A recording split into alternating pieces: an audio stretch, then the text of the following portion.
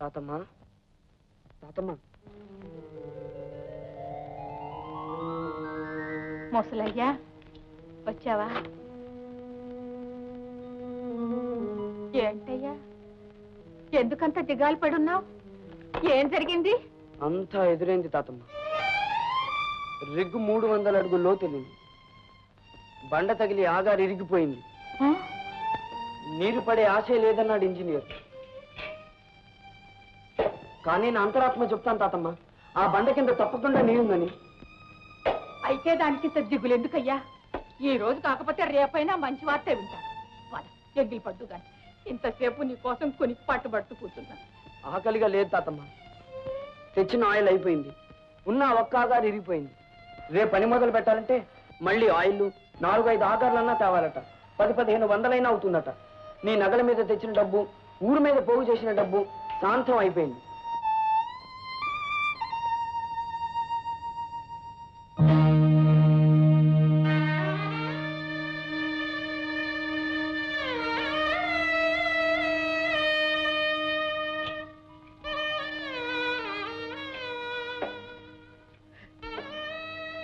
మీ ముత్తాతగారు చల్లని చేత్తో కట్టిన మాంగళ్యం అయ్యా ముసలయ్య.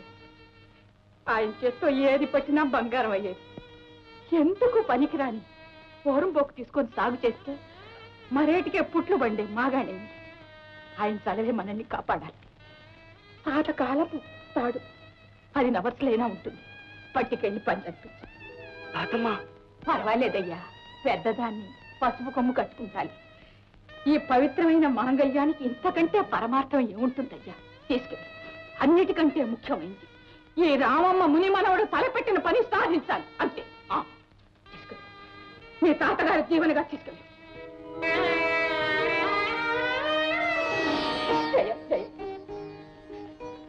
ముసలయ్యా ఒక్క ముద్ద తినేళ్ళయ్యా.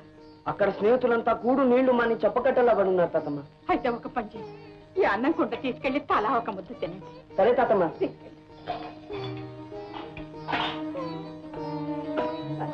వెళ్ళొస్తాను తాతమ్మ. మంచిది నాయన.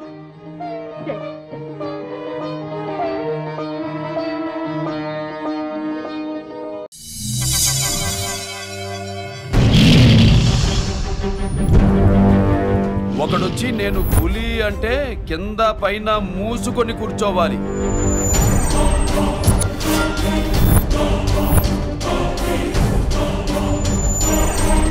నేను చెయ్యి చాచినప్పుడే సెకండ్ ఇవ్వు. చనువిచ్చాడు కదా అని చక్కెరెక్కాలను చూస్తే చుట్టాను చూడటానికి కూడా స్కెల్టన్ మిగలదు.